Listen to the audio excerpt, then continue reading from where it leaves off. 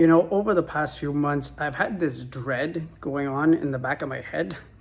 A dread that basically my last synthesizer video review of the Mopho X4, I felt like I did a disservice to my review and my tribute to Dave Smith, just for the simple fact that my Mopho X4 at the time was unfortunately defective, as I found out later during the month. Basically, for those of you that are wondering what the heck happened, basically the synthesizer would lock up from time to time. The knobs next to the preset browser would skip sounds. So if I want a specific sound, unfortunately, the knobs would skip a few sounds and go to some random sound. And then I have to precisely clock exactly which sound I need, which unfortunately was a big letdown. And you know what? I felt like I did that review and the tribute to Dave Smith a bit of a disservice. So I'm hoping to clear that up, and I would like to clear that up as quickly as possible. So with that being said, I'm going to take you guys for a little ride. So come along with me. Is the recording finished already? All right, good. Then let's take 5. All right, so there is an additional story to this, and that is the fact that 3 years ago, I actually boarded a flight from New York to San Francisco. And basically, when I arrived at San Francisco, the one thing I've always wanted to do was to check out Sequential. However, unfortunately for me, I never had that chance because honestly, I had no idea where Sequential was. And yeah, the little nerd inside of me was really bummed out because, you know, I love synthesizers. I would have loved to check out a synthesizer manufacturer, see where all of the components are made, what makes a Mopho X4, and all that good stuff. And unfortunately, this was exactly the same case when I went to Athens in Greece. And obviously in Athens, there's the company Dreadbox, which made the Erebus synthesizer. And again, I'm always that nerd that wants to, you know, I want to find out how these synthesizers are made and just appreciate how well they're built and the kind of sounds that they make. I mean, you know, I'm just that type of nerd that loves synths, basically. So yeah, those were basically 2 missed opportunities. But, however, I was able to get a little deal on reverb.com, and he actually sold me his Sequential TAKE-5, which, not gonna lie, after parting ways with my Mopho X4, I was bummed out because, I mean, 2 years I didn't have a Sequential synthesizer.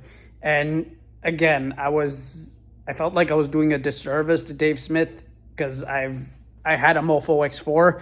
I played it in his honor every year.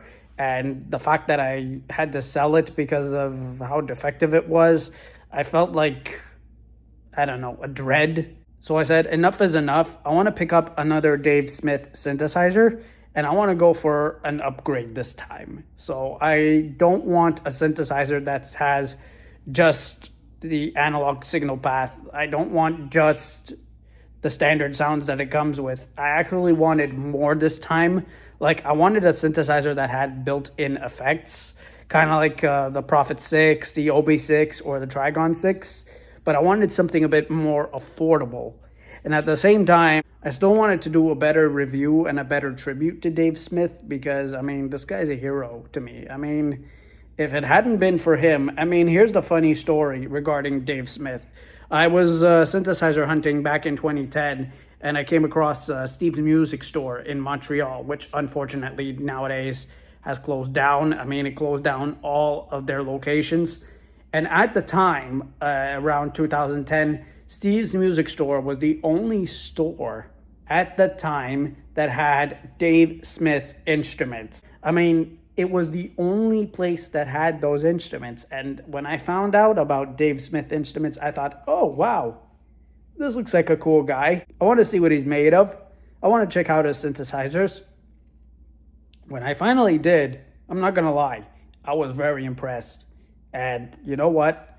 The fact that it all comes from a synthesizer legend like Dave Smith, I mean, I wanted to support him immediately because just of how much dedication that this person puts in making a synthesizer. So yeah, 2 years passed after I sold my Mopho X4. I was without a synthesizer of Dave Smith, and then Sequential got their name back when they released the Prophet 6. So at that time, I said, you know what? I want to pick up another Dave Smith synthesizer because, I mean, I love those Dave Smith synths, and it's just something in my studio that's missing for all of these years. And that's a synthesizer made by an amazing synth legend. And so, yeah, picked up a TAKE-5. They delivered it to me, and now it's here. So let's take a look at it, shall we? Look at that. Isn't that beautiful or what?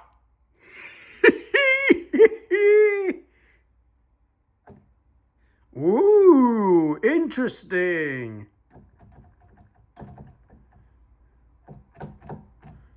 Nice.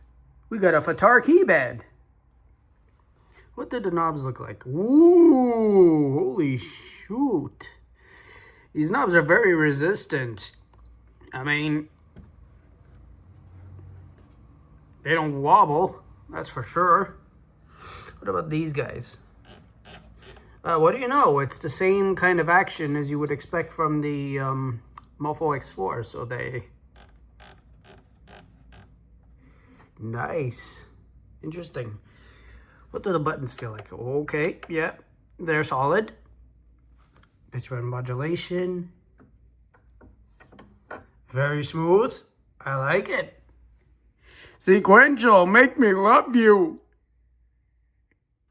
One concern that I really need to bring up was as I was ready to take this keyboard to the stands, I noticed there was a bit of rattling inside the circuit, so I unfortunately had to take the synth apart with a screwdriver. And what I found were, unfortunately, and this is probably the weirdest thing, I found these screws here. I'm not sure what they were doing inside the circuit board, so we had to take these screws out as quickly as possible.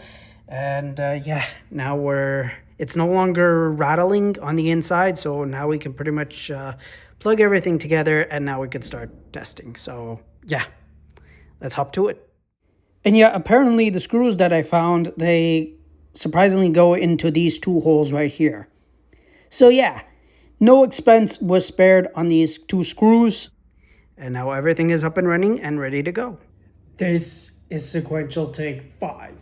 This is basically a analog hybrid compared to the full analog signal path that you would expect from a Prophet 5 Rev 4. Basically, the architecture of this is a analog signal path, which is all laid out in front of me in gray blocks, and then everything passes through digital effects. Now, the circuitry of the TAKE-5 compared to the Mopho X4 is completely different. Gone is the Curtis filter chip, which was very famous in most of the Prophet lines, from all the way from the Mopho X4, the Prophet 08, and also other synthesizers like the Oberheims, the Ensonics, and all those amazing things. The Dofer Dark Energy, all these amazing synthesizers had the Curtis filter chip. This guy does not. What it has instead is the SSI 2140 from, as we said, Prophet 5 Rev 4. The Prophet 5 Rev 4 does have the filter chip, the Curtis filter chip. However, it also has the SSI 2140. So basically, the filter on this guy is basically the same as you would expect in a Prophet 5. And it's actually funny because nowadays, most of the sequential synths nowadays actually use the SSI 2140. So that's pretty much the new standard as far as sequential is concerned. But yeah, it's completely different circuitry. It's no longer a piece of synthesizer history. However, as far as the SSM 2040, which was one of the famous chips from the old Prophet 5, the Rev 1, the Rev 2s, and the Rev 3s, is basically an updated version of the 2040, as David Rossum designed this chip himself to make it the newer version and to have much more features than what the 2040 had. As for the interface, everything is pretty much knob per function interface, so I could just get in there. I could literally turn knobs, start playing. And the great thing about these knobs is that they are very resistant. So I could just turn a knob and basically I can abuse these knobs and not have any consequences because of how sturdy and how reliable these things are.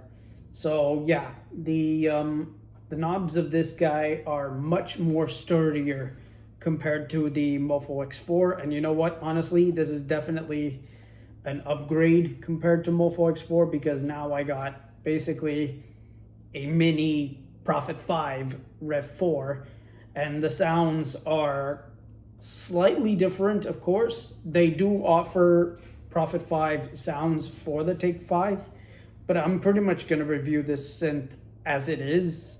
So yeah, this is going to be pretty interesting, so I'm excited. Tack. Tack.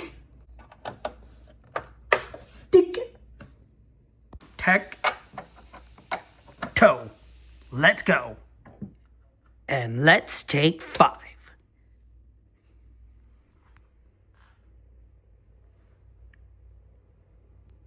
Perfect. All right, so this is it. This is the TAKE-5. As you can actually see from the interface, once again, it's a knob per function interface, just like the Mopho X4. We got analog signal path. So basically all the blocks that you can see here that are in gray, that's all analog. And then everything else up here is pretty much digital. So we got effects. So we got things like distortion, delay, bucket brigade, all that good stuff, including reverb, which is actually my favorite, as well as the chorus. We got sequencer and arpeggio. We got clock, just like the Mopho X4. We got presets. We got a lot of presets this time. And of course, we got LFOs. And the great thing about this is that we can modulate a source all the way to destinations. So that's badass. And of course, we got overdrive, volume, pitch bend modulation, and of course we got all these amazing things. We can actually split the keyboard by 1 or 2 octaves. We can transpose. We have a unison, which is nice, and a vintage knob, just like the Prophet 5 Rev 4. So if you actually turn it up, basically the sound is gonna get loose. If you turn it all the way down, the sound is gonna get tight. We also have a glide rate here, and of course we have factory banks as well as user banks. And of course, finally, the famous preset knob. So you press it and basically whatever the knobs are doing, what you see is what you get. So yeah, that's pretty crazy. What you're gonna wanna do to update your TAKE-5 to the latest operating system, turn on the unit. And once you do that, the first thing you're gonna wanna do is go to global. And you're going to want to scroll all the way to number, if I can find it here, number 21. And it says MIDI 6X on. Go to the next one and make sure it's set to USB. There we go. Once it's done, click the global button and get out of there. All right, so the next thing you're going to want to do is go to MIDI OX. And you're going to want to install the latest version. So that would be this one right here. And once you install MIDI OX, the next thing you're going to want to do is go to sequential.com/support/download/take5 operating system. Once you do that, you go to the OS file, you scroll all the way down until you reach operating system panel 1.12. Polychain right now is in beta, so I'm just going to pick the stable version for now. I've already have it downloaded, and as you can see, it's been extracted onto my desktop. Next thing you're going to want to do is click on MIDI OX, and we'll continue from there. Okay, so in MIDI OX, first thing we're going to do is go to options, and we're going to select configure buffers. Now, I actually did this by default. I mean, you could set the size to 1024, but I actually did it myself, and it actually did work, so these settings for me are okay. And then the next thing you're going to want to do is go to options and MIDI devices. And you're going to want to make sure your Take-5 is selected via the MIDI output. Also, FYI, I clicked cancel, but you could click OK because I've already configured the Take-5 to work as expected. So the next thing we're going to do is we're going to go to actions and we're going to send. And what we're going to pick is sysx. And the first thing we're going to do is send the main file. Once you do that, it's going to do this. So we click OK. So right now, the sysx is actually running. You could have also done it from the command window and open it from there. But as you can actually see on the synthesizer, as you can see, it's receiving the operating system. So as you can see, it's running and it's going to take a few minutes, so just give it some time. But the moral of this whole operation is not to turn off your system as it's running. Okay, so once the sending of the sysx is complete, you get this message which says, do not turn off the power. Receive OS is successful, and now it's installing the operating system on your Take-5. So yeah, whatever you do, do not turn off the power. And so we're going to wait a few minutes until it says ready to turn off. And as you can see, it says finished updating. Please turn off the power and use the operating system. But we are not done yet, because even though we installed the main operating system, we still have to update the panel, because once we turn on this machine, if the panel is not installed, it will hang on the Take-5 screen. So to demonstrate, I'm just going to turn this off, put it to the screen, turn it on again. Now, I actually already installed the panel, and basically this is what I did. All right, so if in the event your Take-5 is stuck on the panel screen where it says the Take-5 and it's stuck there, what you're going to want to do is shut down your unit. So you're going to want to shut down your Take-5, and you're also going to want to disconnect your USB. At the same time, you're also going to want to shut down your MIDI OS. So basically shut down everything. You relaunch your synthesizer, you relaunch MIDI OS, and what you're going to want to do is go to actions, and you're going to want to send sysx, and this time you're going to be sending your panel. Once you do that, it's going to update it, but you're going to notice that you're not going to get the MIDI message because it's going to be stuck on the Take-5 screen. However, once the sysx is loaded, you don't have to worry about it anymore. Once the sysx loads, all you have to do is just power off your Take-5, and then you'll be up and running with your panel, and everything should work. One more thing, as mentioned in one of the YouTube videos, what you're going to want to do is go to global, and what you're going to have to do is calibrate your synthesizer, because mind you, we have a new operating system, so it's only fair that we go ahead and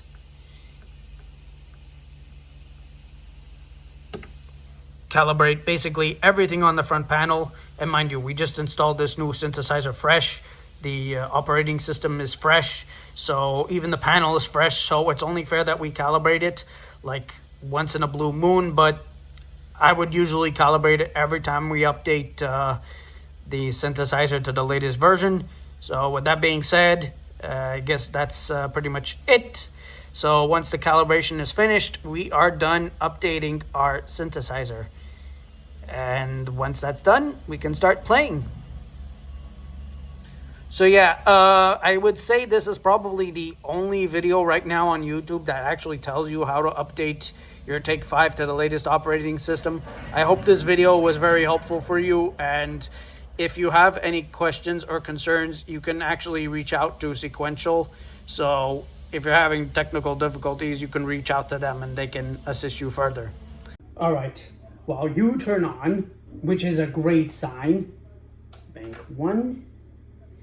Basically the sound structure of this is, so for example, if I want to choose a bank, I just press and hold the bank button, pick the sound, so I'm going to pick 1, and then all I have to do is just pick the next button and it picks the sound. So I think I'm going to start with patch 1.1, which is Cali Dreaming.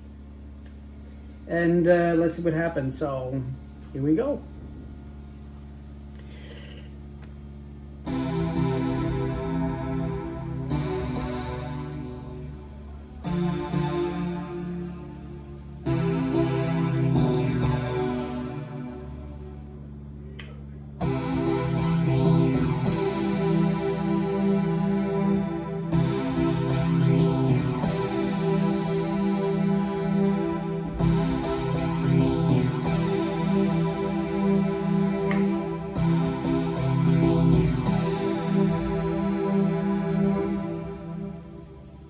Okay, so I just turned up the vintage knob. Let's see what we can get this time.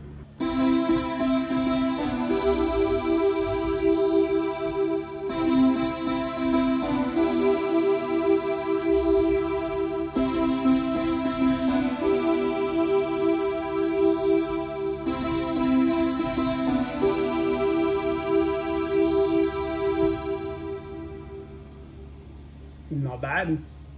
Not bad for a first sound. Let's see what this one is.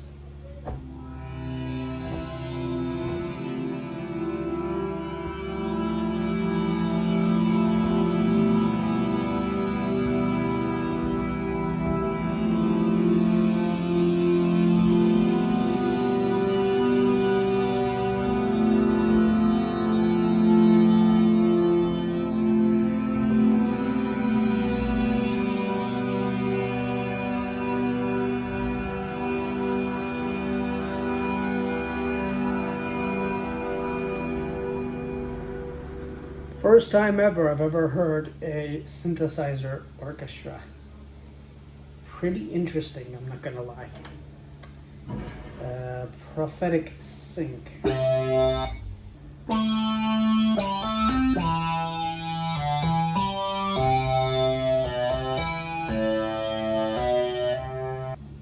just gonna move on to the next one.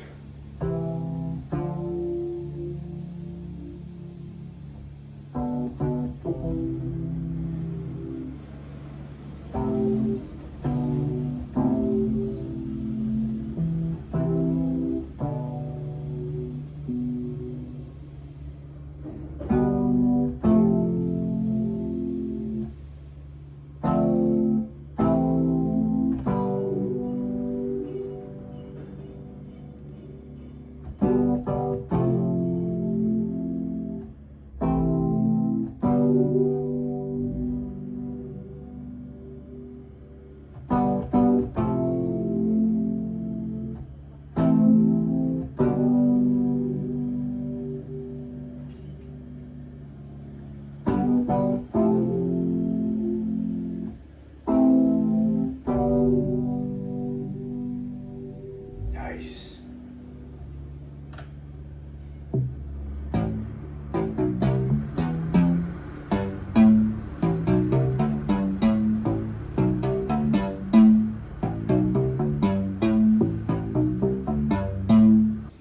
Cool. Analog FM1.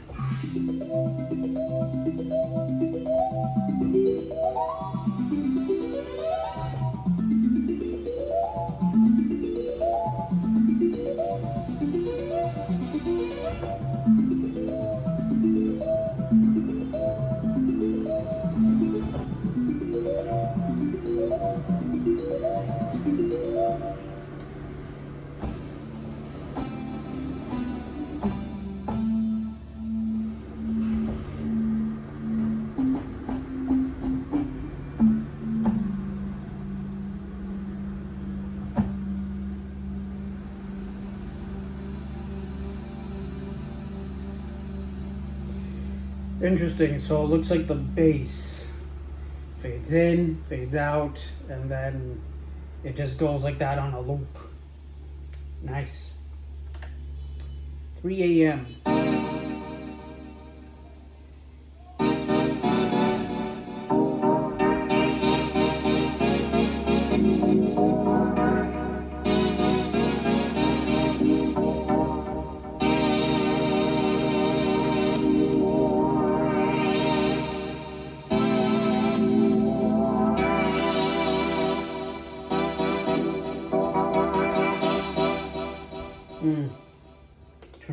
sync maybe.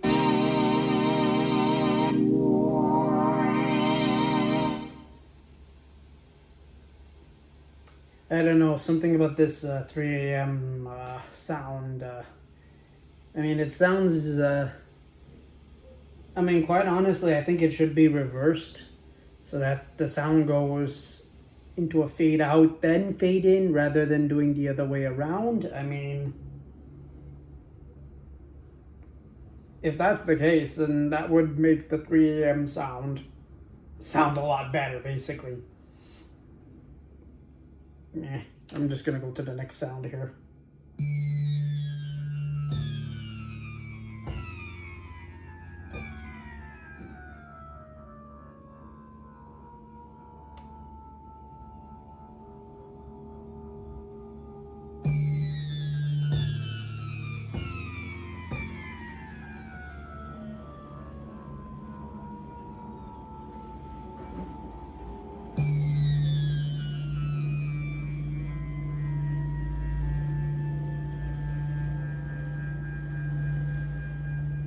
So the oscillator pitches down every time you press a key.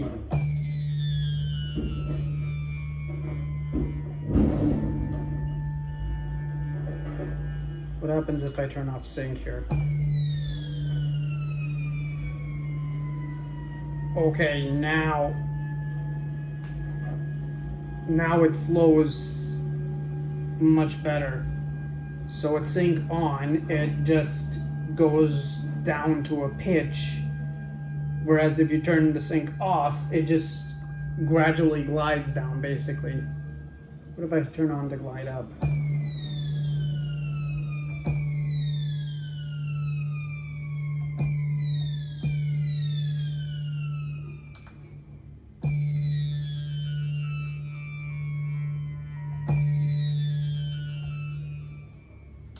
Okay, so it's pretty much the sync button that does that.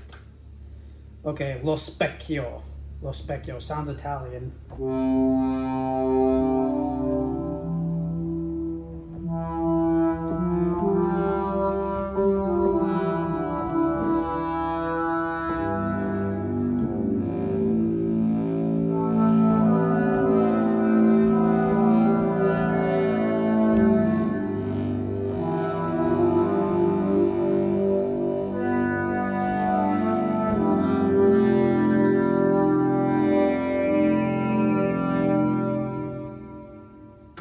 Not bad.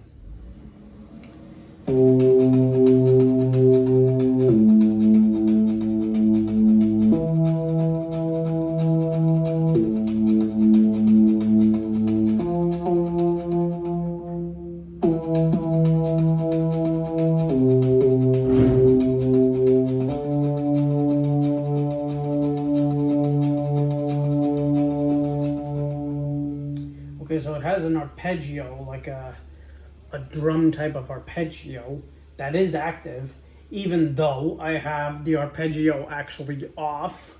So the fact that it does a rhythmic sound, I mean, I would have loved if it would keep the same tempo, like if it would track the keyboard well.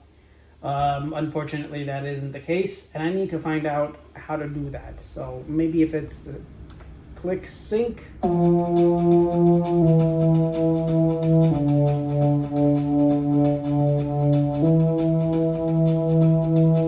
Okay, so if I do turn on the click sync,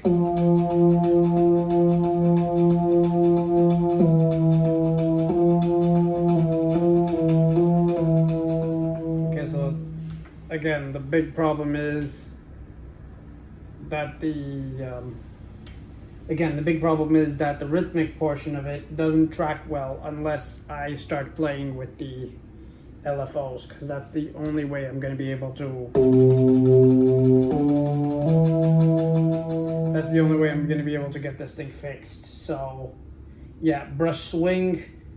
I'm going to have to find a way to play with the LFOs to make everything sync together with the keys. Okay, freeway driving. What is this?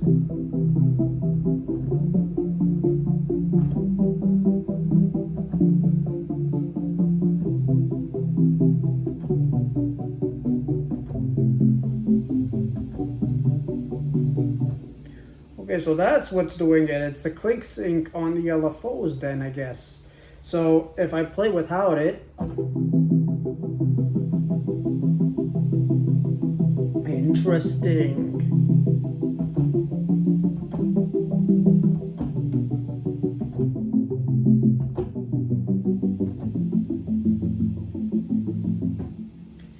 Okay, so once again, this is one of the preset cases where you have the arpeggio off and it still emits a pattern, basically. Everything bagel. What is this?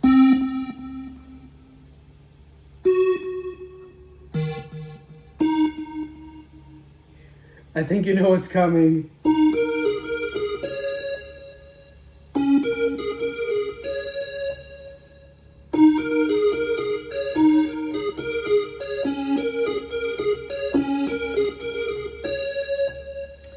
P for You, the very first song I ever made, and every time it's a square wave, it's always this melody that I have to play. I don't know why, but I just can't resist. Chastain's organ.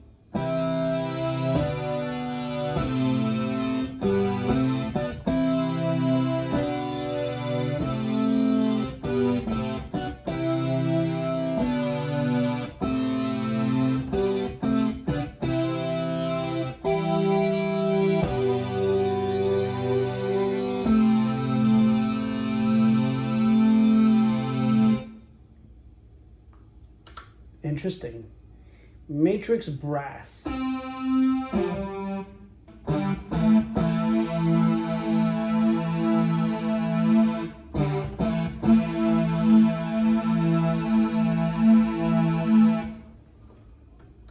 Sounds like a, definitely sounds like a typical Juno brass, basically. And you know what? It sounds beautiful.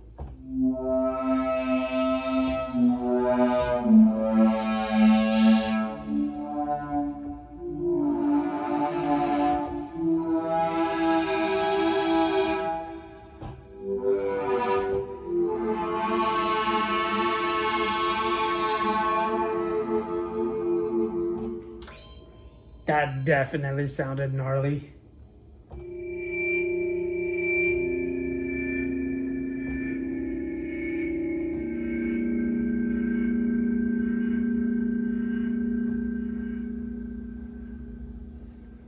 That could definitely work with probably a horror piece, maybe. So as of this moment, bank number 1, I'm not gonna lie, it does look promising. There are a couple of sounds that I might have to fiddle with the knobs in order to get it to work. But all in all, not bad for a good start. I think at this point, I want to skip away from the presets for now and just focus more on the analog signal path, because that's usually what I did last time with the Mopho X4. And basically what I did was I pretty much played with any sound that I can choose. The good news here is that I could just pretty much create an initialized patch easily. So to do that, all you do is just go to global, go all the way to 28 and just press the right button. Once you do that, you get your basic sound, and right now I got a sawtooth. So basically in the oscillator section, I can change the pitch.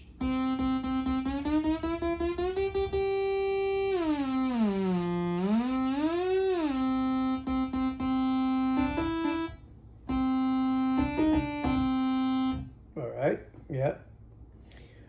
Next, I'm gonna change it to a sawtooth. So here's my sine wave.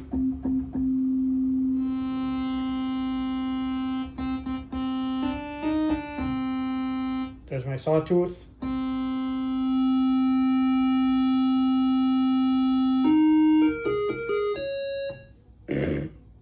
I just had to. Square wave.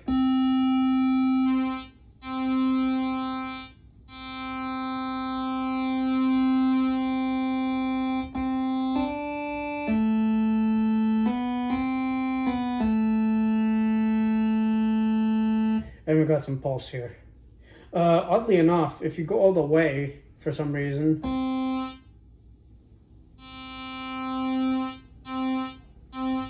guess the sound just pretty much disappears when you go all the way with the shape.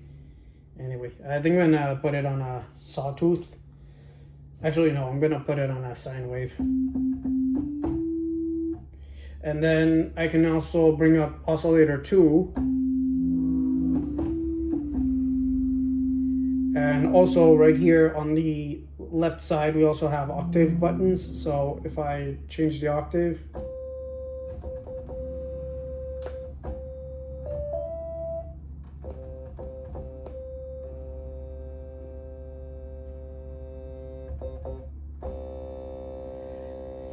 there we go. Now we can hear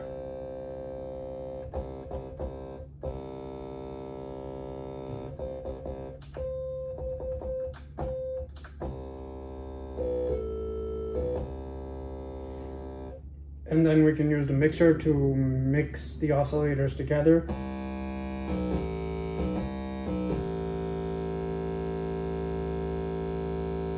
We can also use FM.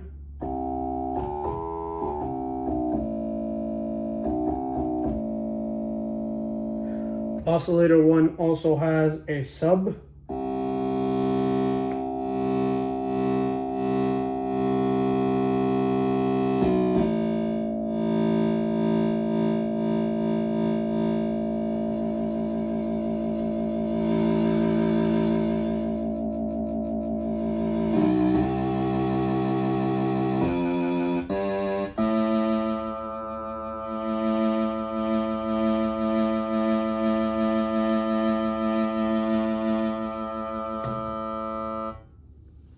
Again, the really big, beautiful thing about this TAKE-5, the fact that I can abuse these knobs and not break them, that has to be a plus for me.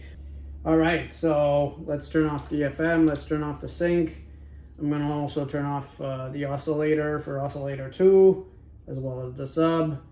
And now at this point, I think we're gonna play with the SSI, the filter chip, the new filter chip of Sequential. And I'm just going to use the cutoff.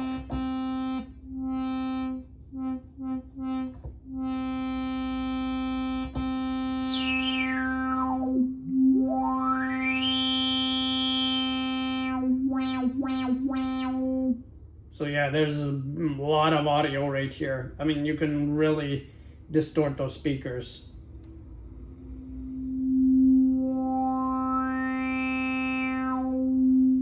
I'll save your ears at this point. There's also a drive.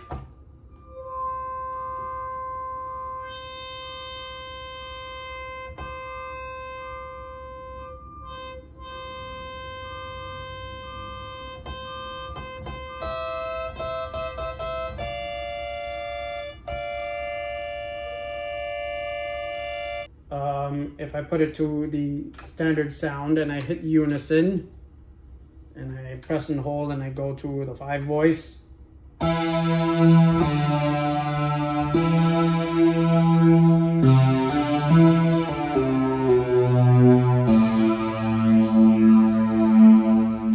Okay, that definitely sounds massive.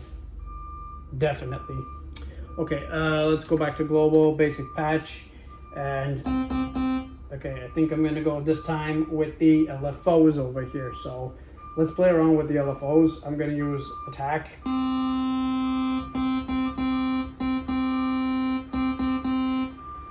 Maybe bring up some decay.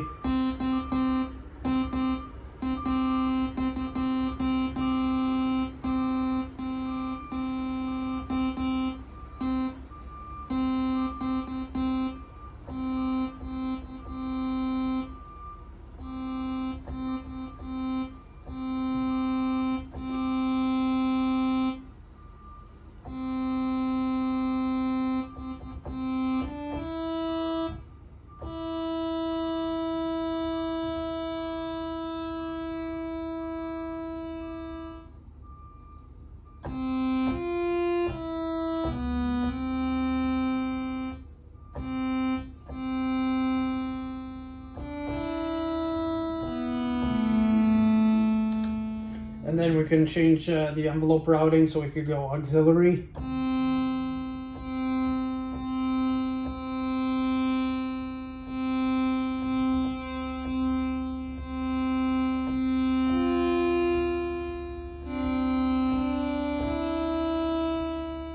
So actually there's something pretty interesting about these envelopes. Apparently if you're going to want to play with envelope 1, from my understanding, judging by what I'm seeing here on the front panel, it would be the bottom knobs that you would have to affect.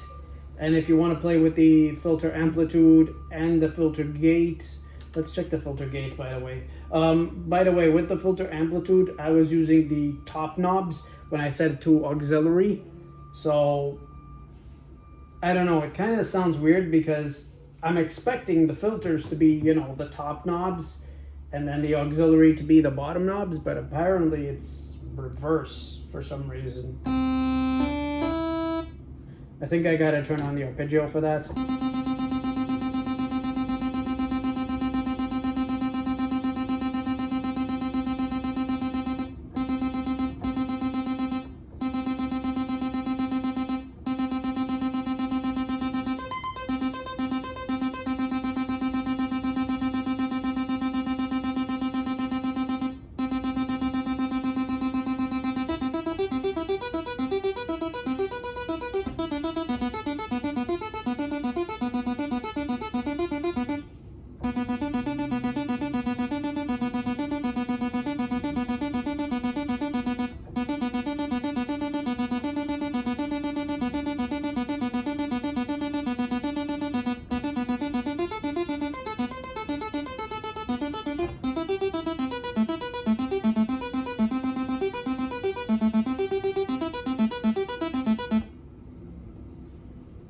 Okay, I see. And then if I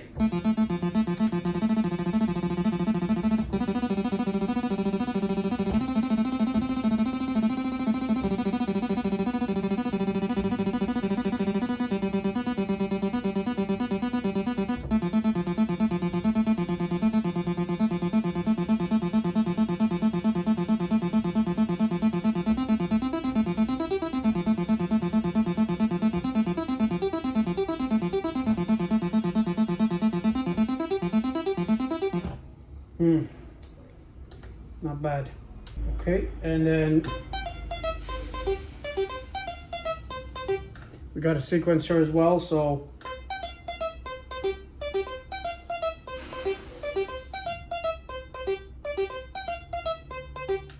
okay, so for some reason I need to find a way to get the filter gate to work, because right now, as of this moment, when I put all the knobs to max, and the filter gate for some reason is not responding. So I need to find a way of what's happening here. So yeah.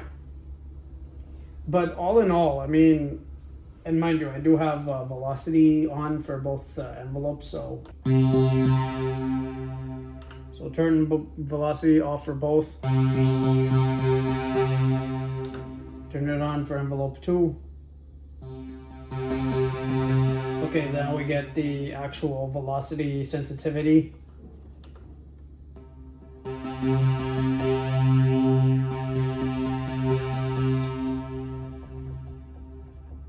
And then if I max everything out,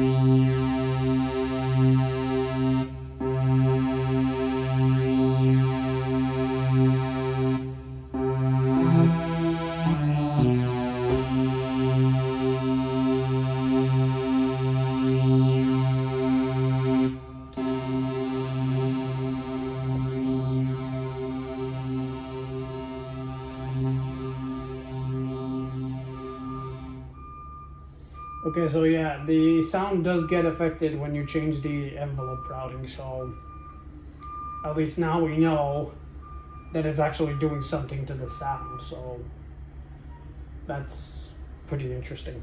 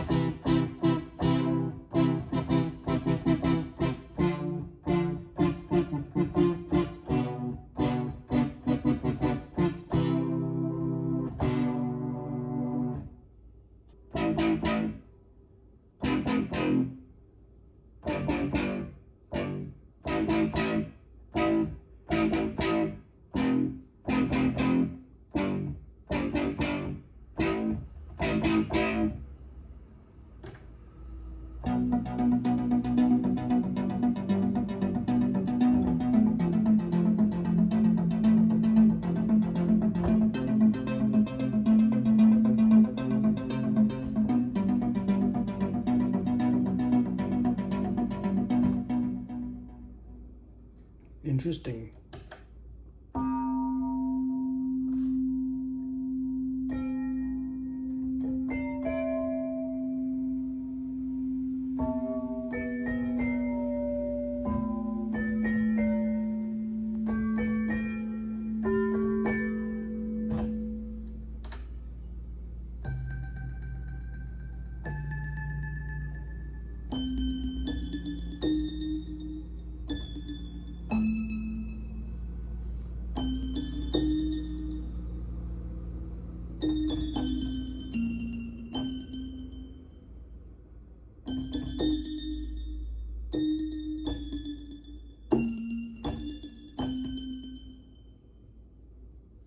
Turn on the arpeggio.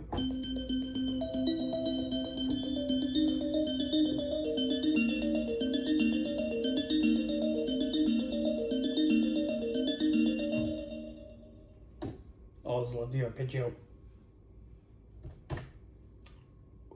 Orbitum. Orbit.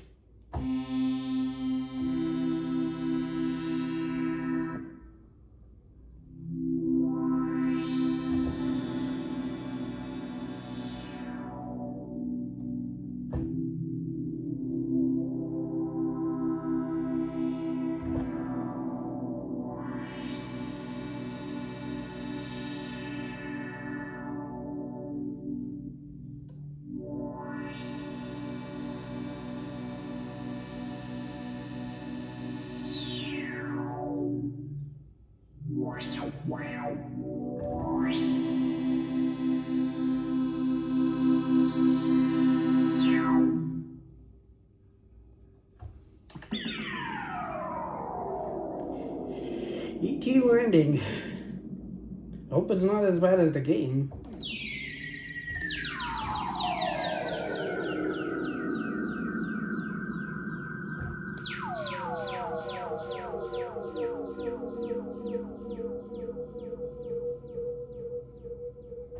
I mean, you could use that as a score.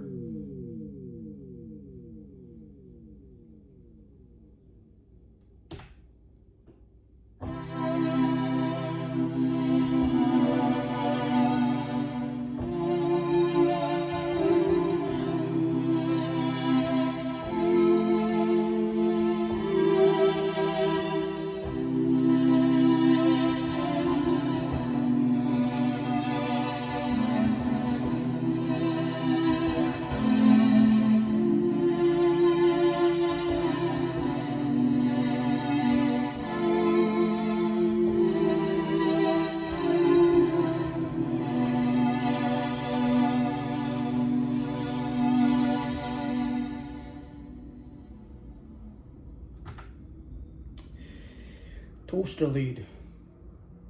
You know what they say, all toasters toast toast.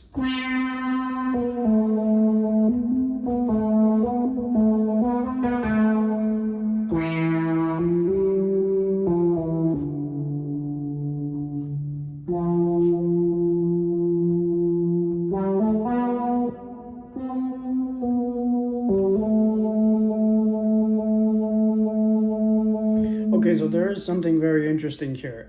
The fact that some of these sounds are actually monophonic. Even though this is a polyphonic synth, there are some sounds that let you do leads that are monophonic, that let you really go in there and shred the keyboard. And you know what? Pretty clever, I'm not gonna lie. Let's go for the next one here. Cinematic House.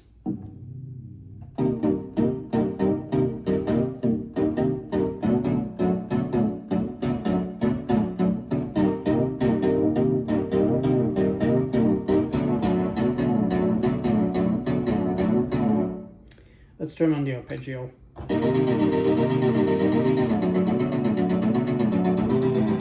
You know what? I want to change it to a random.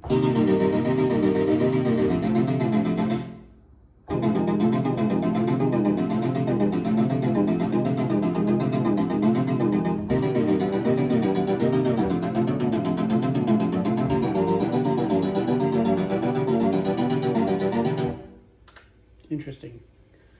Go small 1980 question mark.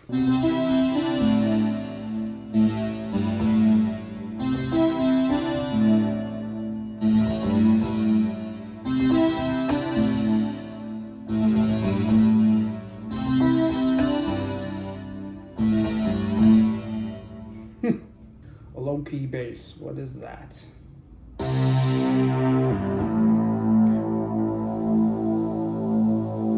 Not bad.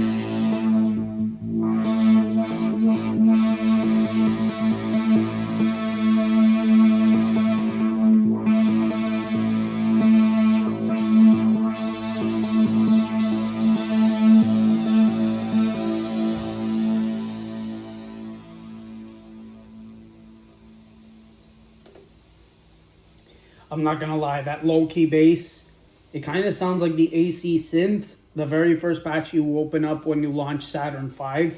It sounds similar, except low-key bass has a bit more distortion, a bit more bottom end, and yeah, it's much more stable than the AC synth in Saturn V. Always love me some bread with butter.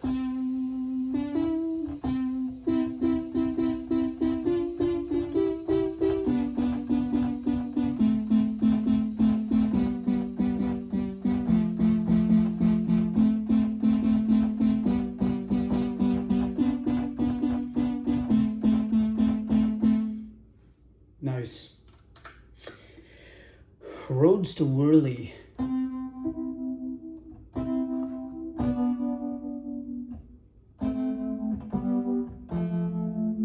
You know what? I want to change the effect type. So I think I'm going to change a chorus, and I think I'm going to go for a phaser.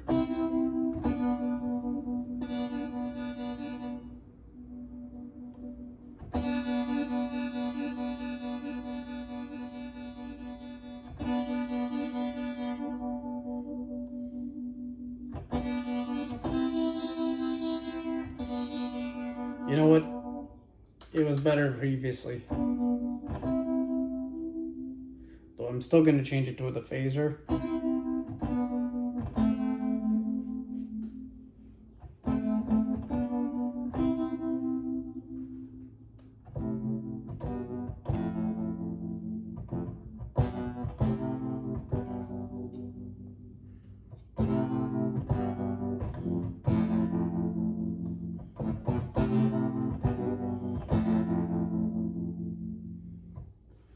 Interesting.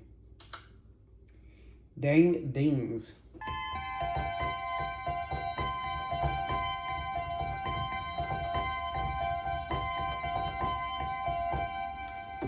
Arpeggio on.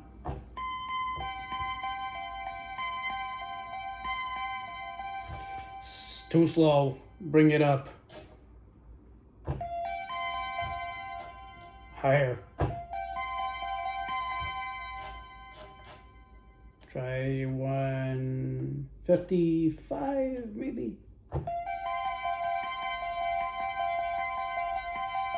Nah, let's go 170.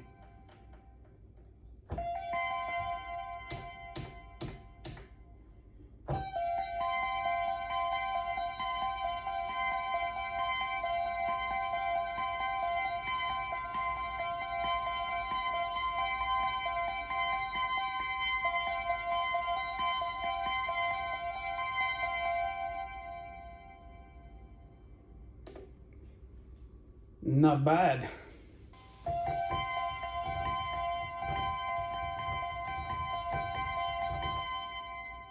I don't know why, it kind of reminds me of U2, Where the Streets Have No Name. I don't know why. I don't know why it reminds me of this, but I love this tune, and I love this sound, the dang dings. Anyway, dang dings is bank 316, basically. Okay, let's move on to the next one. Let's go to bank 5 here. Of R.I.P. luck.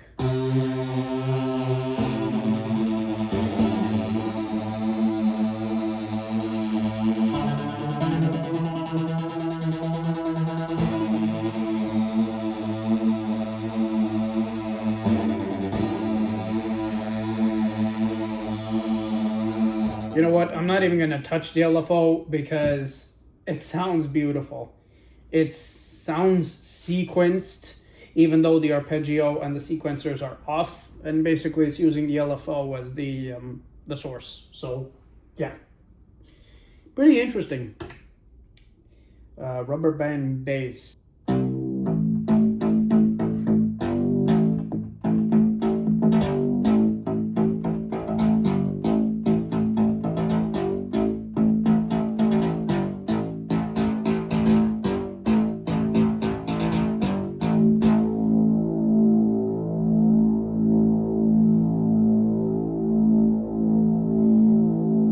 One thing I really have to appreciate as far as Dave Smith and Sequential is concerned, all of their synthesizers have one thing in common. They have a badass bottom end.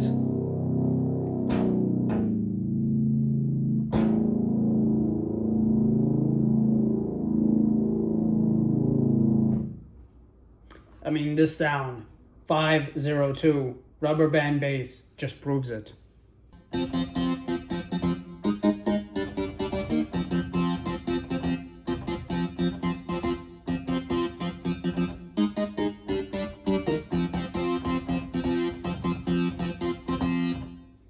I could definitely do something with that, that's for sure.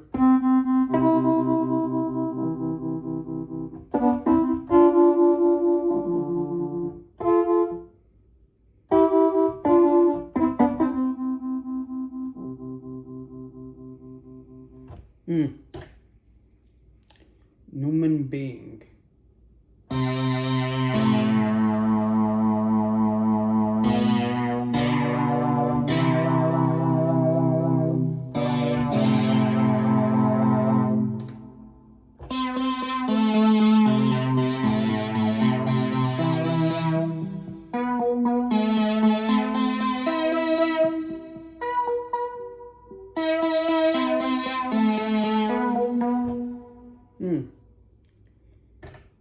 Cool.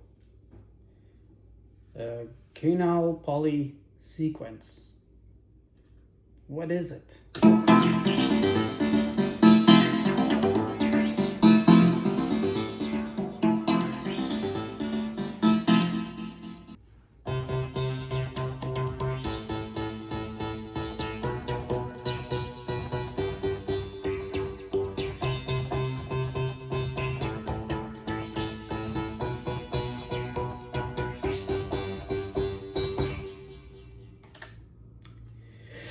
I see.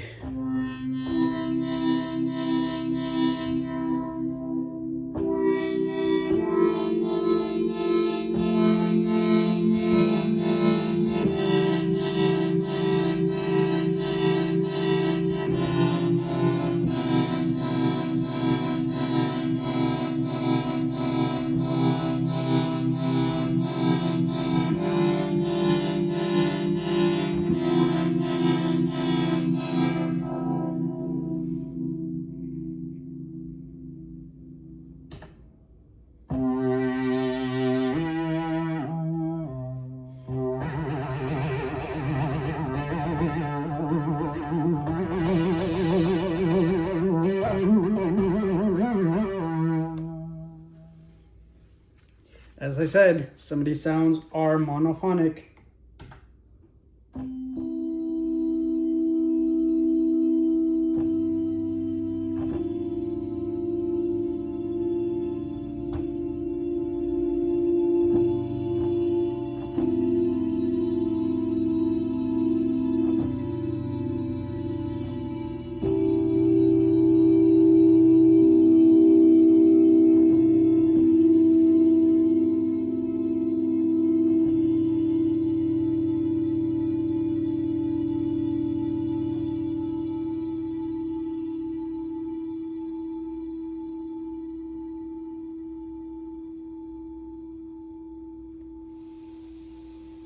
And all of that sustain that you still hear in the background.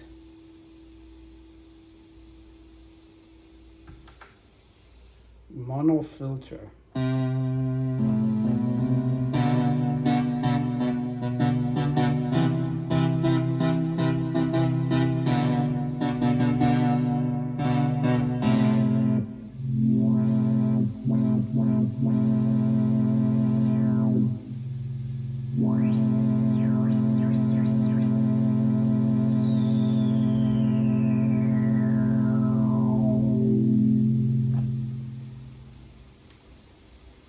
Yep, mono filter.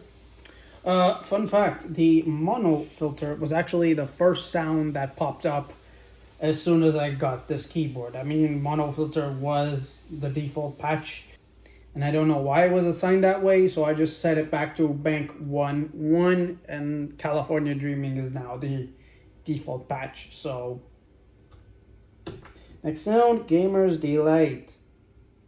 I hope it's my delight because I am a gamer myself.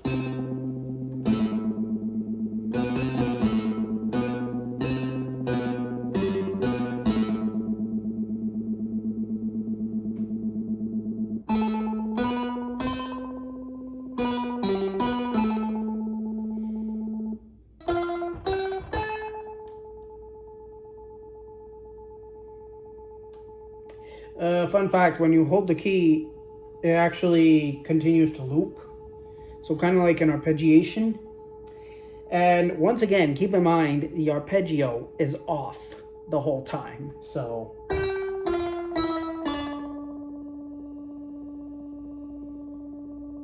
And so are the LFOs. Sequencer, arpeggio, and LFOs, they're all off. And yet it still emits this arpeggiation.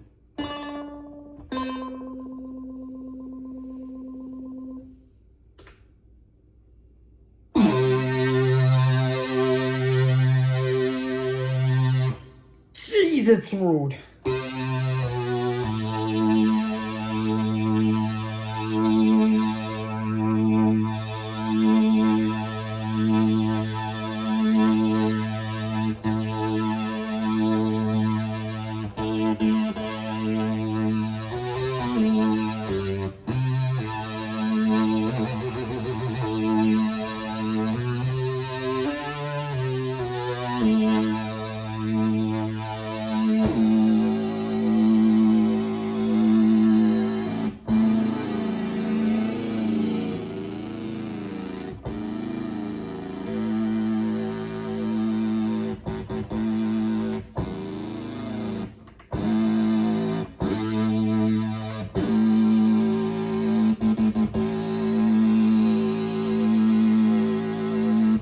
Again, another prime example of why these sequential synths have good bottom end.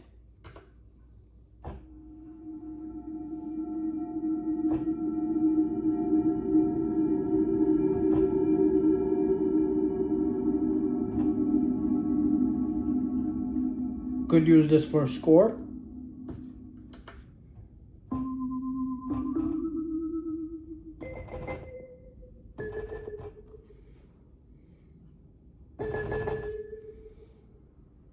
Nice. A water marimba.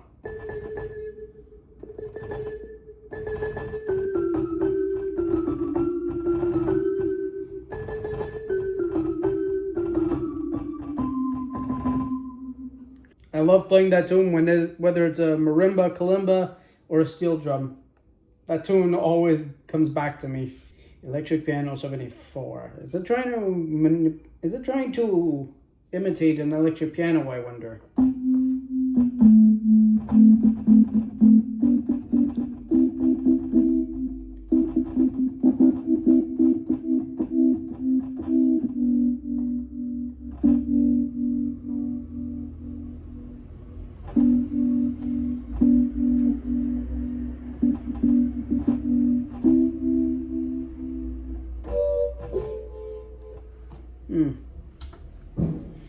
Live bass. Arpeggio on.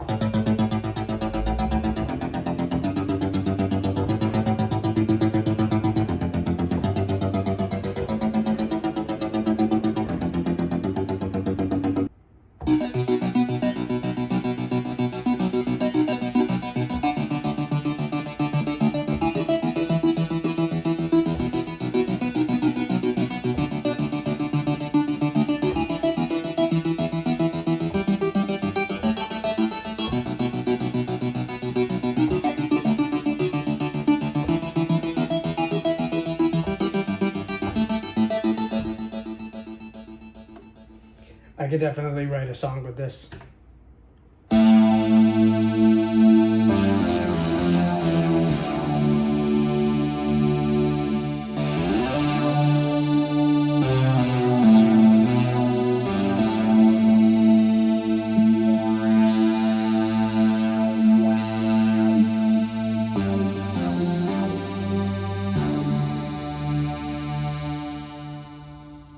Interesting.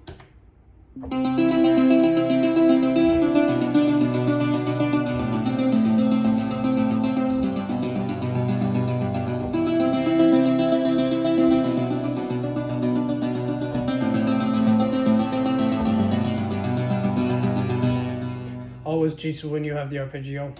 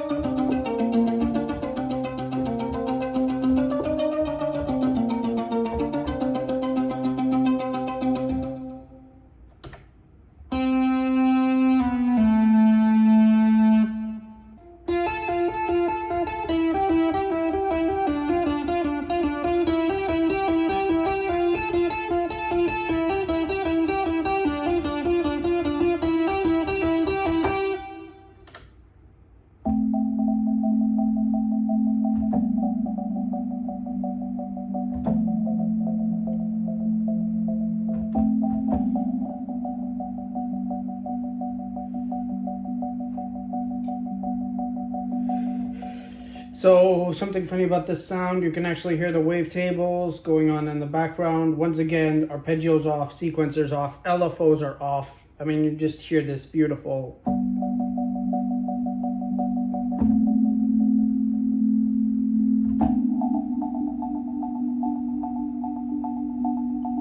You can always hear these little wavetables going on in a loop.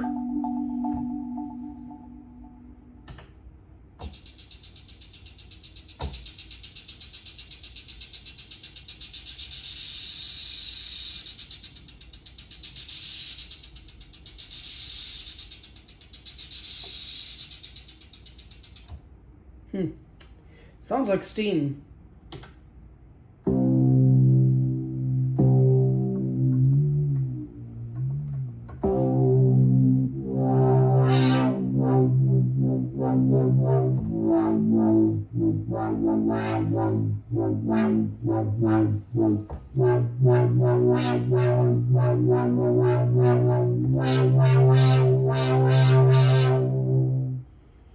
Sounds like those wobble basses that you would expect from dubstep.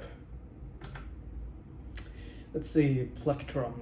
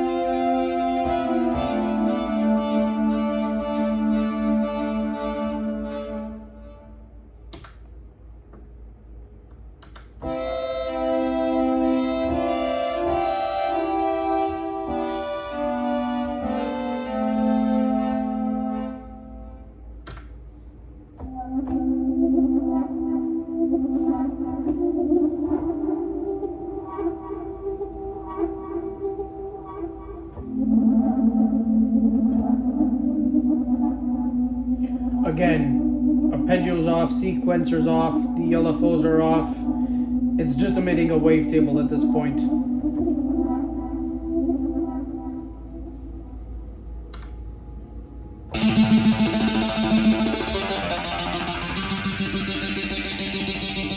Okay, that sounds aggressive. Turn off the arpeggio.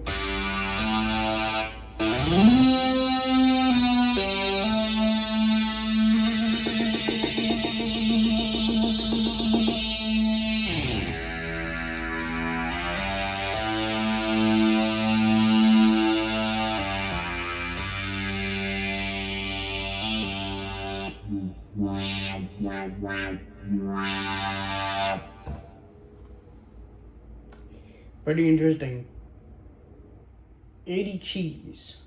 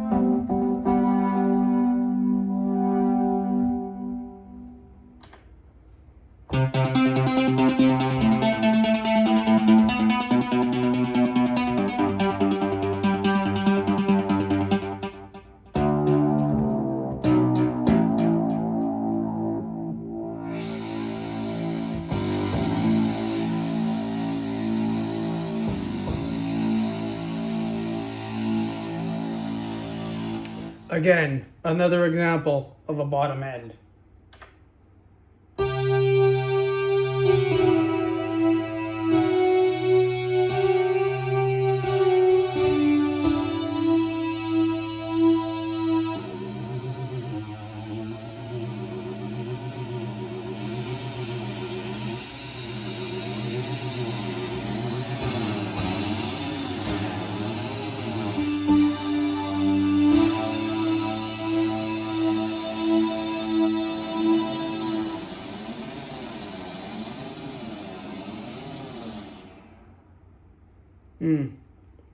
So apparently if you press FM1 and 2, it pretty much changes the sound dramatically.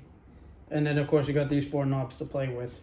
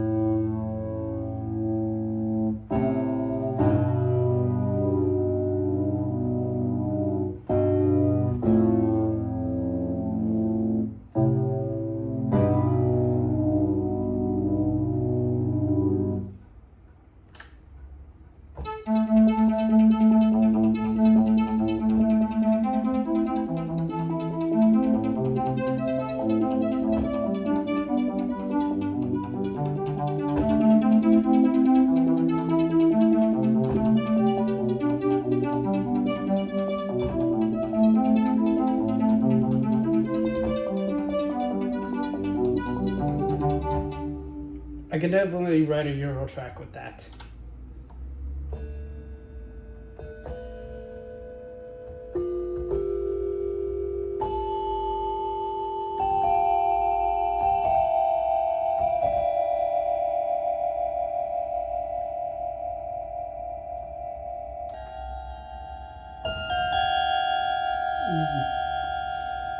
Sounds definitely metal.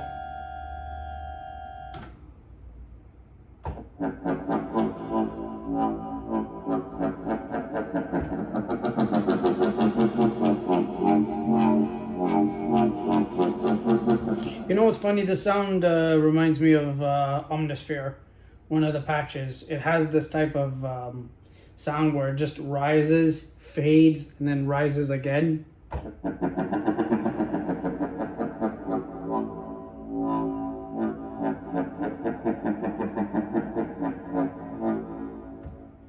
I mean, this is a prime example of that.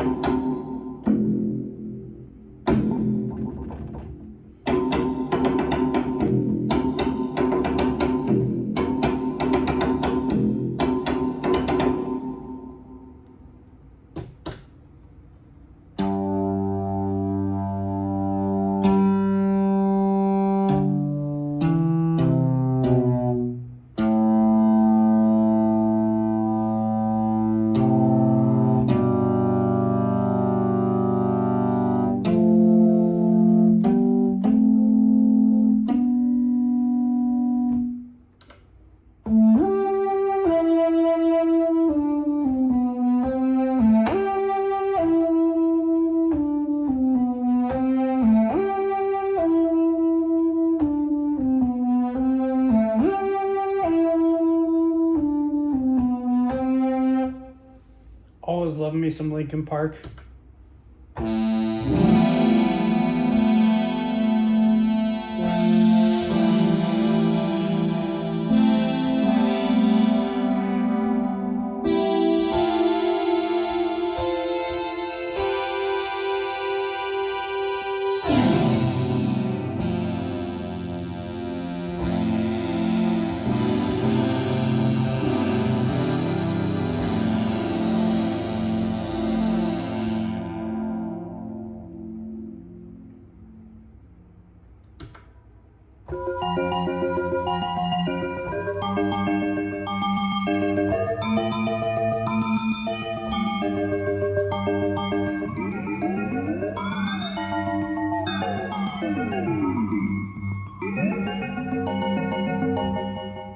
I mean, what can I say? This sound alone, C15, it pretty much prompted me to use the ring modulator. So yeah, I have it right here. Knob number 2 in the effects. It's already set to the ring mod, so I just gotta crank it up and then just have fun with it, you know? Padstract. What can I say? I'm a fan of pads. I'm a sucker for pads.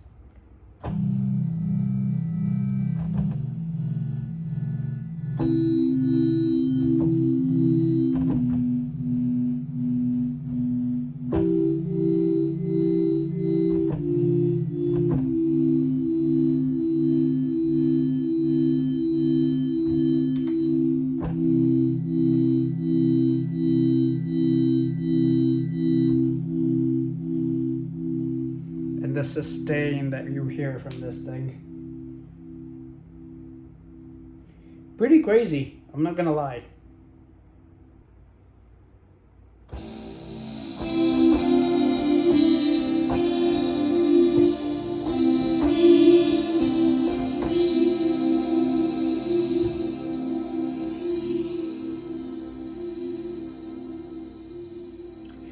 Definitely doesn't sound like Oberheim, but at least I can play 1999.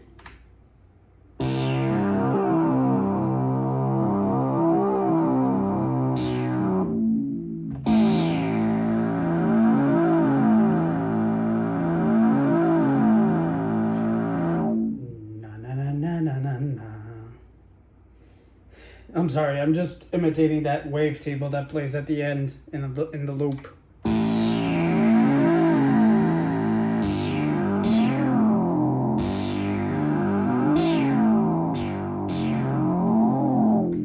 let's go low.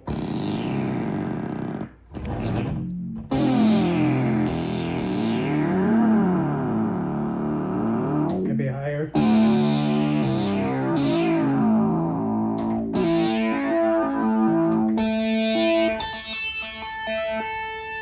Yeah, you could really go audio right on this thing.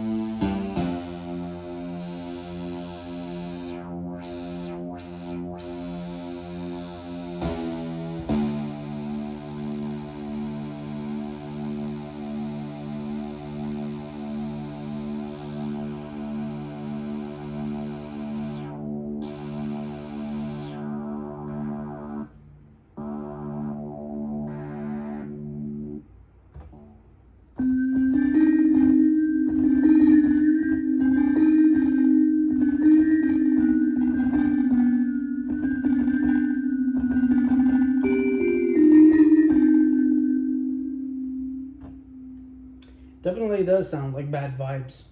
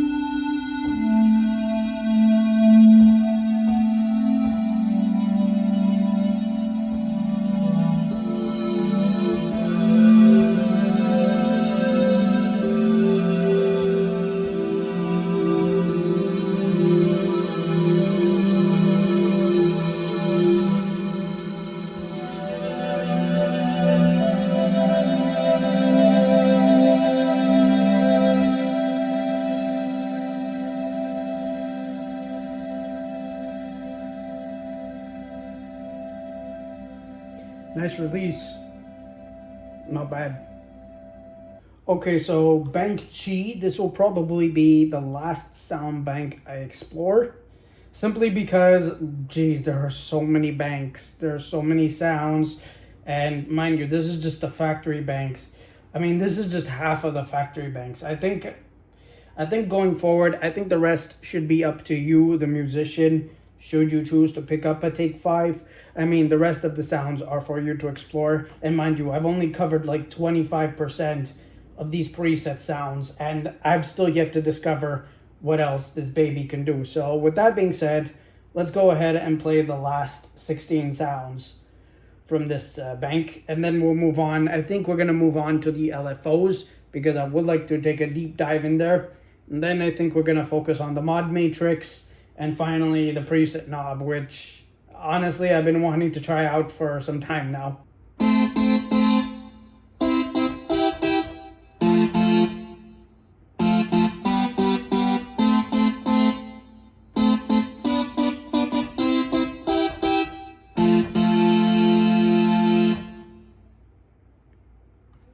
Not bad.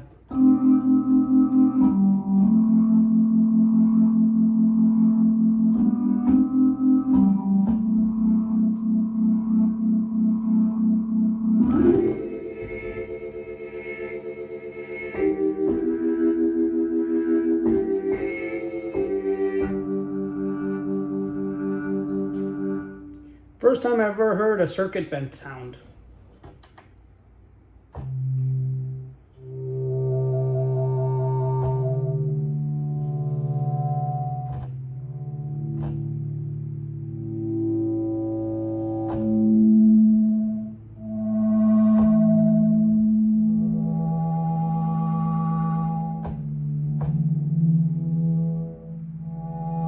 Okay, so something about suspension, G03. Apparently this sound has like a quick fade and a slow fade out. Sounds pretty interesting. Definitely sounds interesting.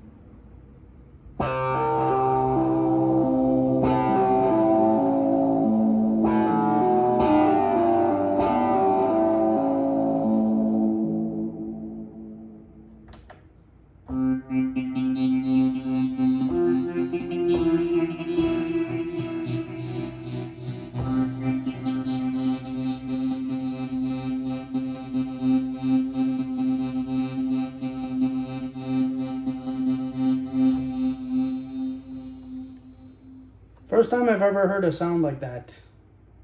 Pretty interesting.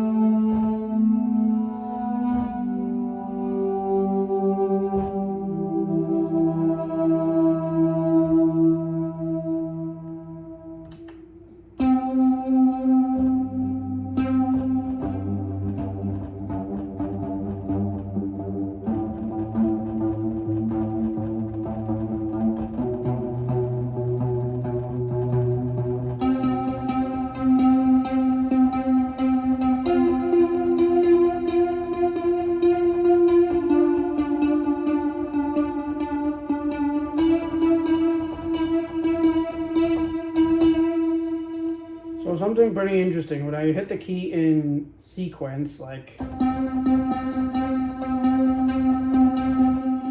actually creating an arpeggio because of this. And arpeggio's off, sequencer's off, LFOs are off. It's just the waveforms that are going in the background. And And just doing that, I'm just creating an arpeggio.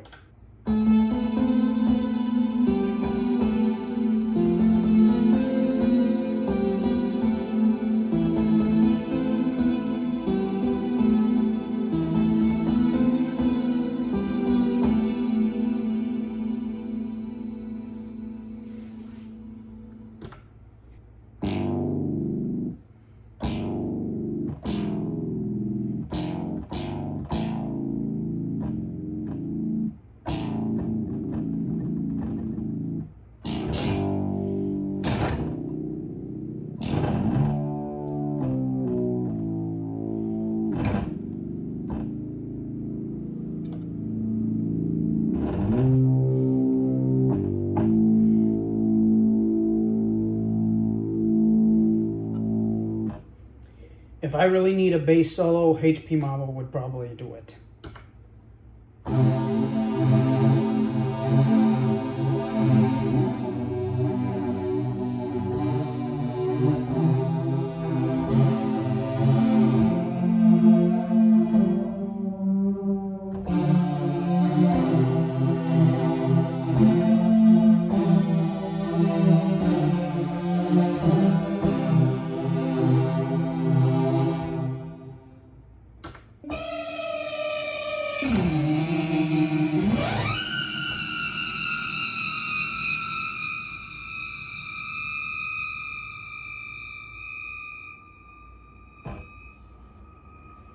This is the first time ever in my entire life that I've ever heard a synthesizer actually screaming.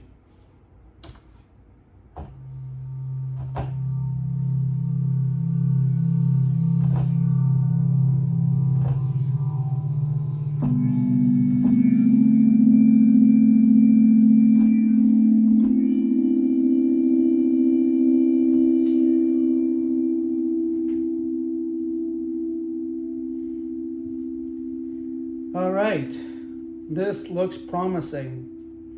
This definitely looks promising. And again, this is only 25% of the patches that are included in this thing.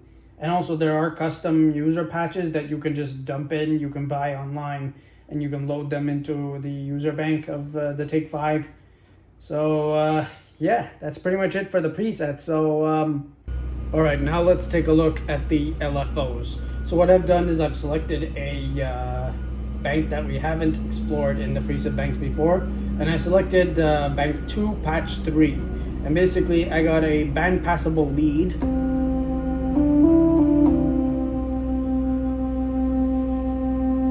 and now I'm just gonna play with the LFOs here. Alright, so with the LFOs, the first thing I'm gonna do is I'm gonna change my shape. So I think I'm gonna go for a square wave here, and I'm just gonna increase the frequency here to halfway. Turn on clock sync, increase amount,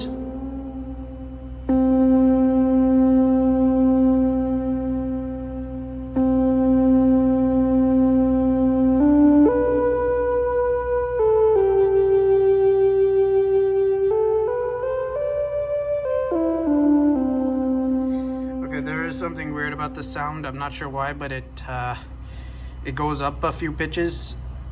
So here I'm going to just change to this. Gonna do another clock sync.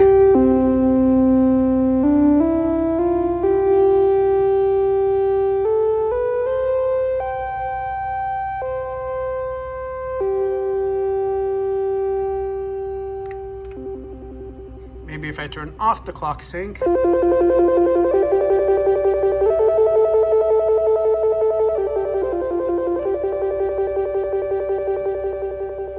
Apparently you can route it to destinations here. So for example, I just picked a destination on LFO1. So here I could set, okay, I want to do maybe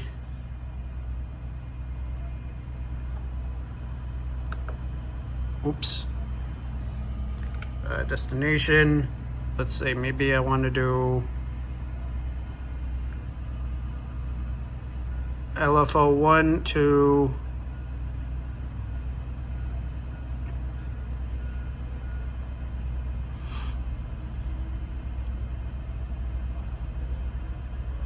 let's say I want to do LFO1 to all oscillators. And so I'll just adjust the oscillators here.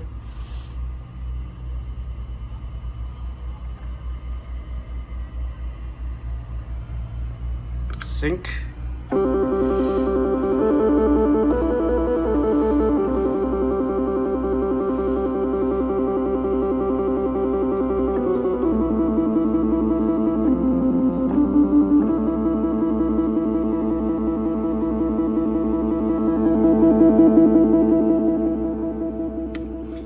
Let's say, for example, I want to route LFO to a reverb pre-delay.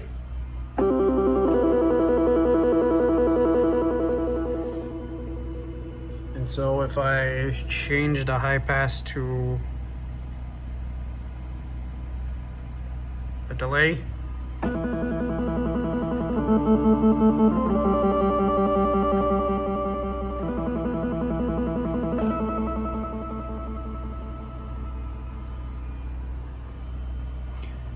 as you can see, there's a lot of possibilities that you could do with these LFOs.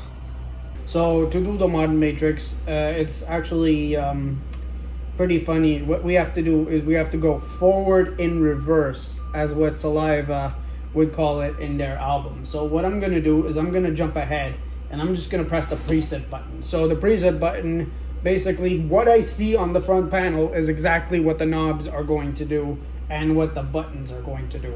So what we're gonna do is we're gonna just fiddle around quickly with the analog signal path, and then we're gonna play with the mod matrix over here. So in order to do that, first thing we need is a sound. So right now we got nothing, so I'm just gonna turn up a few things.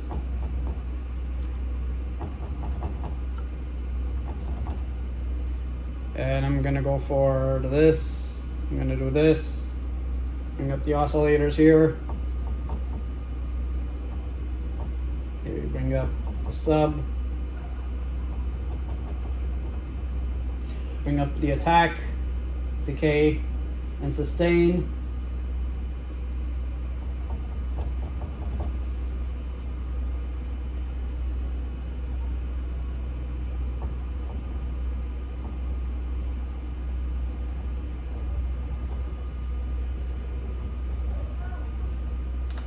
Turn on velocity.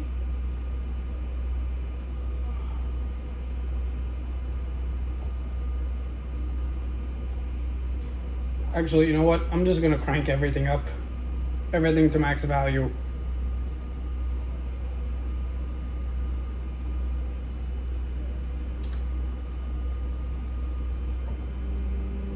There we go.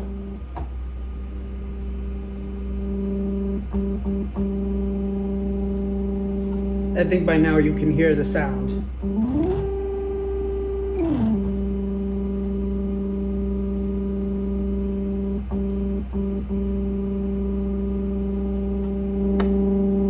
That's in drive.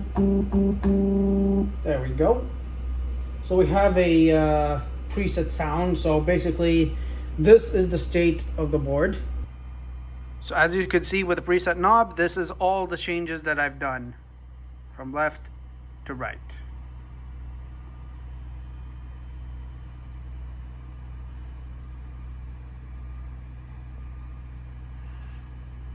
All right, now for the mod matrix, what I'm gonna do is I'm gonna do a source assign.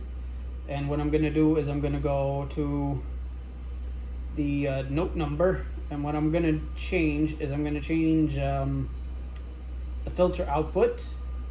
And then I'm gonna go to, I think I'm gonna keep it simple, and I'm gonna send the filter out into the overdrive. So when I hit the keys,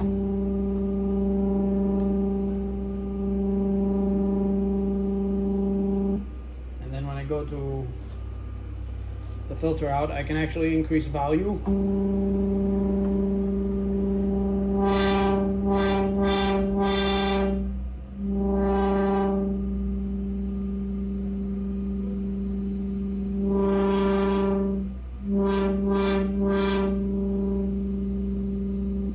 Sounds gnarly, pretty much. Next, I'm gonna go to Another one here. I think I'm gonna go this time for.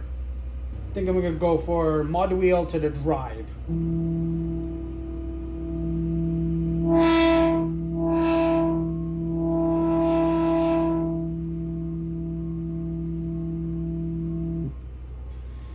And then I think I'm gonna do one more.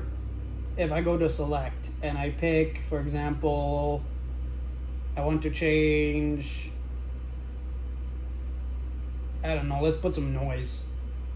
And then if I change the drive, and let's say, for example, I want to do noise to oscillator 1, and then so noise would be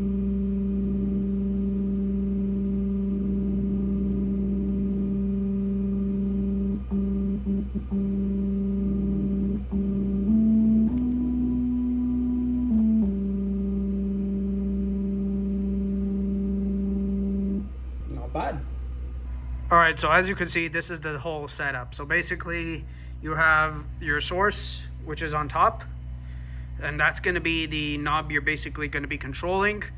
And at the bottom is your destination. So that's going to be exactly what you're going to control when you turn that knob. And then in the middle, you have the value. So basically what you have to do is you have to pick this little knob right here to go up and down. And then this knob changes your values. So for example, I could pick all kinds of different sources. And then if we go all the way down, we even have all kinds of different destinations here for your mod matrix. Pretty advanced stuff, not gonna lie, and it's a great thing that this keyboard at this price actually includes these features, because I mean, you could go nuts with it, seriously. The last thing we're gonna take a look at here is obviously the effects. The effects is the only thing we haven't covered so far. So what I'm gonna do is I'm gonna turn these effects on, and the very first effect I see on the screen here on the bottom right corner is obviously phaser. So with the second knob, I can actually dial up the phaser.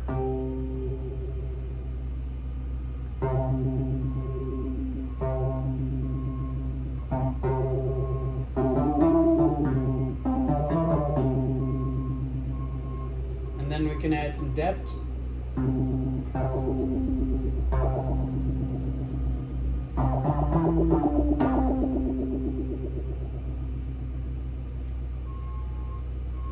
But I think I'm gonna change the effect here. I think I'm gonna go for maybe a chorus instead.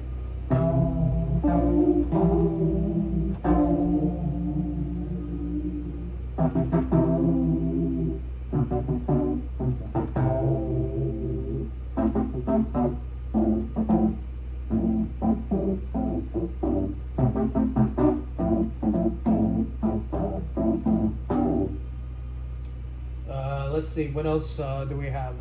Let's try this time. Let's try a distortion. Whoa, that's loud.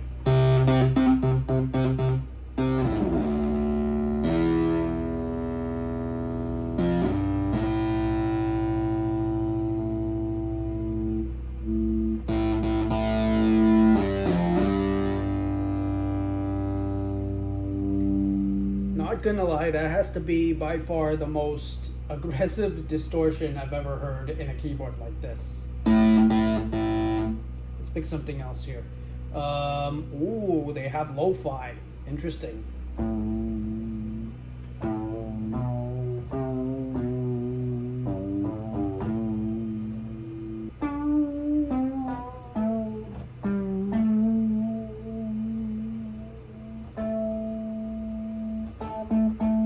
Pretty crazy, I'm not gonna lie. Actually, you know what? It's funny because I think this is probably the only keyboard that I currently have that has a lo-fi effect built into this. Alright, so these are the rest of the effects that are assigned to it. As we mentioned, we got lo-fi, we have the right speaker, we have ring mod, distortion, high pass filter, phaser, flanger, chorus, tape 2, tape 1, bucket brigade, and a delay. Actually, you know what? Before we continue to the next part, I want to check out the bucket brigade because I've never done that before. So funny story, when Dave Smith demonstrated one of his instruments, the one effect I've always wanted to try is Bucket Brigade. And I've never had a chance to do so because I've never owned a Prophet 6 or any of those high-end keyboards of Dave Smith. But the Bucket Brigade always caught my attention because I've always wanted to try out what exactly a Bucket Brigade is. So you know what? This is it. My bucket list. Finally playing a Bucket Brigade on a TAKE-5.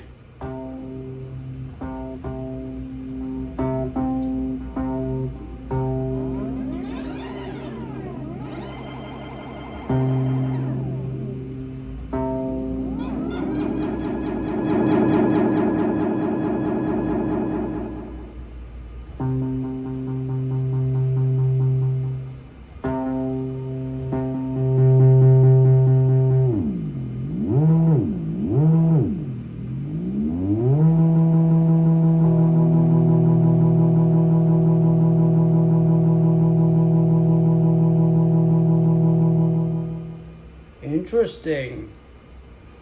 That is very interesting. So if you fiddle with the knobs, specifically with the effects, you can actually turn this into a drone. Interesting. Okay, yeah, I'm not gonna lie, that is badass coming from a synthesizer like this. I mean, like I said, I've never played Bucket Brigade before, and I mean, this is a dream come true to finally try out the Bucket Brigade as it's intended. So, yeah. Cross that off my bucket list, what can I say? Lastly, let's take a look at the bottom row. At the bottom row, we have the reverb.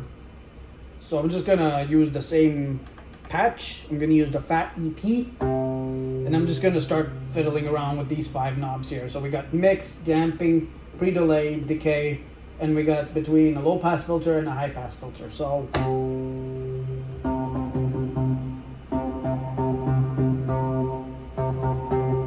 put some dampening on it.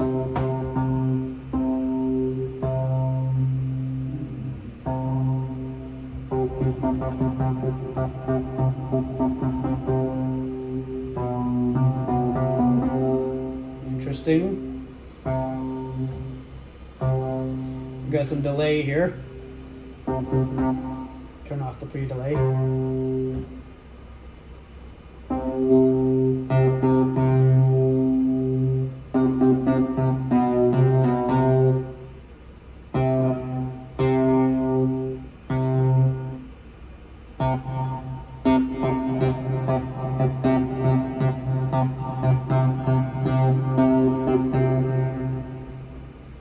And finally, I'm going to use the tone.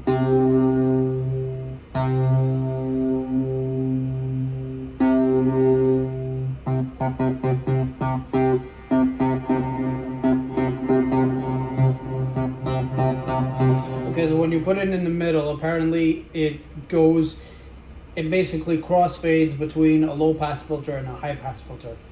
Interesting.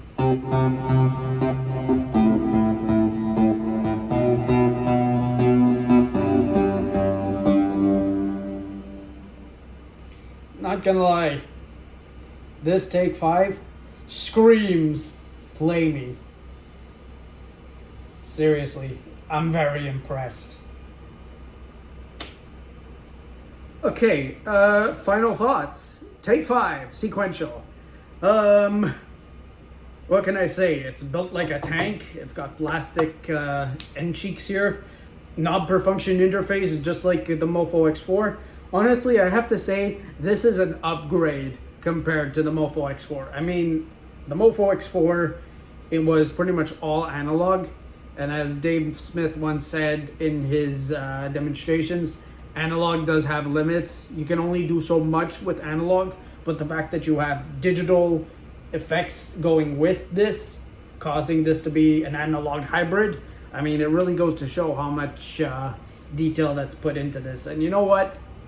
And it's pretty much the closest I'm ever going to get to a Prophet 5 because unfortunately with the financial uncertainty nowadays, everything pretty much skyrocketed. So for example, a Mopho X4, nowadays you would have to buy it for $2,000. and everything skyrocketed in price. So nowadays you would find a Prophet 5 or an OB-X8 for around 5 grand. And I mean, you can't buy synthesizers that are new nowadays unless you really start investing a lot more money into it. And you know what? Unfortunately, it's the type of world we're living in. And you know what? You're better off buying used, because that's the only way you're going to be able to get your hands on these new gears, provided, of course, if the seller is willing to make a deal with you. But yeah, we got LFOs, we've got the clock, so we got BPM and clock divide, exactly the same effects as you would expect from the Mopho X4. We got the arpeggios as well as the step sequencers, analog signal path, so that's great. There are a few features that have not been included, and the vintage knob. I mean, these were never in the Mopho X4. We also have glide rate, which is awesome. And this guy also does unison, which is definitely something that was not in Mopho X4. So if there's one thing I am going to miss, it's definitely the Curtis filter chip, because this guy, just like the Prophet 5 and all the modern sequential instruments nowadays, they all use the SSI 2140. So yeah, I'm definitely gonna miss that Curtis filter chip. And you know what? I will say though that it does sound much better, especially with the bottom end that you have on the TAKE-5. And to be honest with you, TAKE-5 is definitely a big, massive improvement. So basically, at the end of the day, if you want that sequential sound and you're not willing to spend a lot of money for it, but you want everything that's basically a synthesizer from Sequential, basically something like that that you can afford, and it has everything that you need, then I guess the TAKE-5 would be perfect for you. Other than that, I mean, nowadays there's the Sequential Form, which is slightly cheaper, but at the same time you lose the effects. Basically you lose everything that's digital, and it's pretty much all analog. Other than that, the only higher up model that there is would be obviously the Prophet modules. So the Prophet 6 module, the Oberheim, the Trigon, those would be the next model ups. And then of course you have the high-end keyboards, as you would expect. I'm not gonna lie, I mean, I've only spent like 30% of what this baby can do, and to be honest with you, this is very reliable as far as synthesizers are concerned. And you know what? This concludes a big chapter in my life, because again, a few years ago I had a Mopho X4. It was defective, it locked up from time to time, and I just had to sell it, unfortunately. And to be honest with you, ever since the 2 years since I haven't had a Dave Smith instrument, I think this concludes a chapter in my life, because I've always wanted to own a Dave Smith instrument, and this is it. This is my TAKE-5, and you know what? I'm just happy that I finally have my very own synthesizer from the late Dave Smith, the legend himself. Another great thing about the TAKE-5 is the fact that it uses the same key bed as the Mopho X4, so it uses FTAR. And the fact that you have velocity and aftertouch on this thing, I mean, it's always awesome. And of course, the preset button, which I did not have in the Mopho X4. So basically I press it and then I can just start twiddling with the knobs, and what you see is what you get. So yeah, I'm honestly excited for this keyboard. I still have yet to discover what else this baby can do. But all in all, I mean, so far, so good. So, do I see myself using this synthesizer with Studio One? Probably yes. The only thing with this guy is that it is a synth, so I am gonna have to hook it up to my Zoom R16 audio interface, set it up, see if it works, and then hopefully I can get some sounds out of it. Other than that, I mean, I still have an entire bank of sounds yet to explore. I mean, I still have 8 factory banks that I've yet to discover, plus 16 user banks which are available. And right now, from the way I see it, as of now, I got 4 banks initialized. So I can actually get in here, tweak some knobs, and actually save patches, which is something that is important to me because I love making sounds. And finally, to conclude this review, ladies and gentlemen, a proper tribute to Dave Smith. I think it's about time we close this chapter once and for all. And the fact that I finally have a working synth, I think now would be a good time to finally pay tribute to the late Dave Smith with a synthesizer that actually works, that isn't defective, and that can actually make music for me when I need to. So yeah, from now on, I'm gonna be playing the TAKE-5 in Dave Smith's honor, and you know what? It really is an honor to actually finally have a Dave Smith instrument in my arsenal, because I mean it really is a dream come true for me to finally have an analog synth from a legend who did so much for the music industry. And you know what? And I will say this, if Dave was alive, I would have actually asked him to autograph this, because you know what? At the end of the day, his instruments are magic because they make music and they inspire. And that's the important thing of a synthesizer. With that being said, ladies and gentlemen, would you all please join me right now for a moment of silence, please, as we remember the late, great Dave Smith.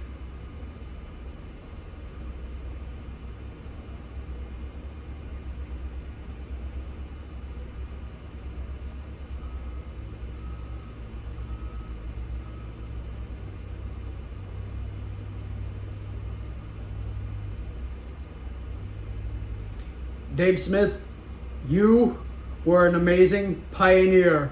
You made beautiful synthesizers from the Prophet 5 all the way to the TAKE-5. And to be brutally honest with you, Dave, I am super honored to have owned your Mopho X4 and now your TAKE-5. And had I not gone to Steve's Music many years ago just to witness his products for the first time, again, the fact that Steve's Music was the only store in Montreal that had Dave Smith instruments before they started branching out, seriously, I would have never come across his instruments, and never in my entire life would I ever come across a TAKE-5. So, Dave Smith, I want to thank you for all you've done. Rest in peace. And you've done so much for this amazing music community. With that being said, ladies and gentlemen, thank you all very much for watching this amazing review on basically an upgrade to the synthesizer that I once lost, the synthesizer that I had to sell. And with that, ladies and gentlemen, please like, comment, subscribe. And with that being said, I will see you in the next video. Peace.